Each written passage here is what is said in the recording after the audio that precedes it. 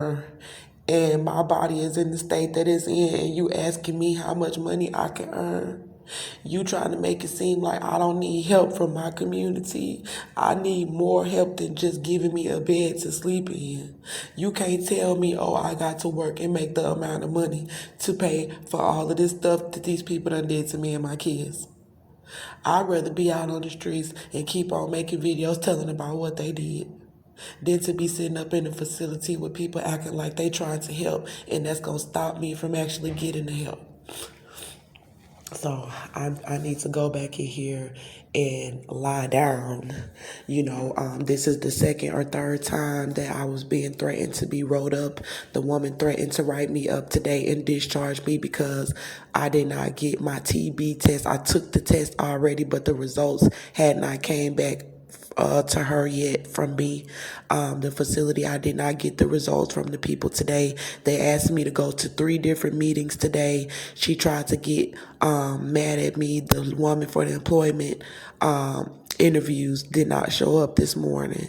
She showed up at 5 and asked me to meet her at 5, and then the caseworker got mad because I didn't meet with the caseworker. So that was 2 meetings that you scheduled, plus for me to go get these TB stuff. And it's like people are putting so much on me to where I'm not putting out the evidence to my case. As you can see, I can't work on my case in the middle of the night.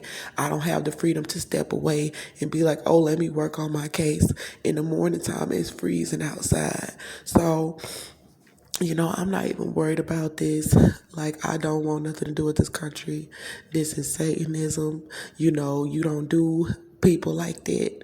So they did not want me in no shelter anyway. So I already know they were going to try to come up with everything they could to try to stop me from working on my evidence in the facility. And I knew everybody was going to try to go like they ain't know what was going on, like they tried to help, like they don't know nothing about this African American woman being poisoned by these white people for over 10 months in the jail while she was pregnant. And they let me out of the jail with the baby still inside of me. And I'm walking around and everybody want to try to act like it's my fault. You want to talk down to me, talk about you going to give me a write-up.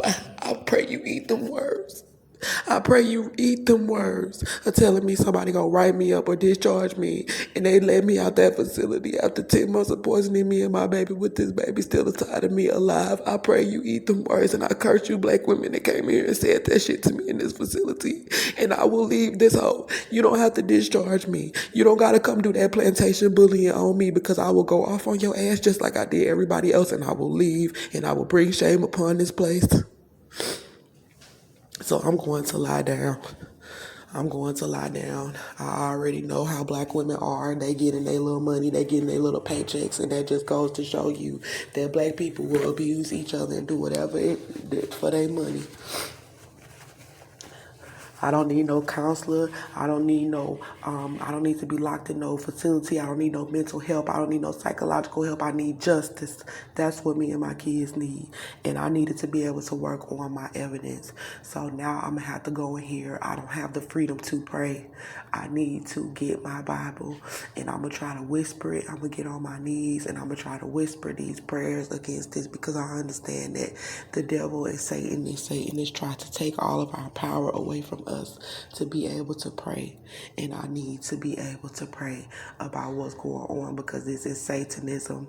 You don't sit there and try to find reasons to talk down to an African American woman that come into your facility and they have this kind of situation. You know what I'm saying? And they'll just try to hand you over to some white folks. So at this point, I want to just leave this place, and things like that, and that's not what I want. So I told myself I was just going to try to make it here long enough to be able to put out the evidence, but they are trying to distract me and take up all of my time with other stuff to where I cannot work on it. And then at nighttime, as you can see, they want you sleep and all of that, but I had to get up this night. I had to do it because too many nights I've been laying there in that bed knowing that I'm pregnant, and knowing that people are covering it up, knowing that I'm not getting adequate amount of food, knowing that my head is hurting from not being able to breathe in these masks, pregnant in these beds with these women. It's not right. You know, it's not right for my home to have been taken, my child to have been taken and being denied medical care for my baby.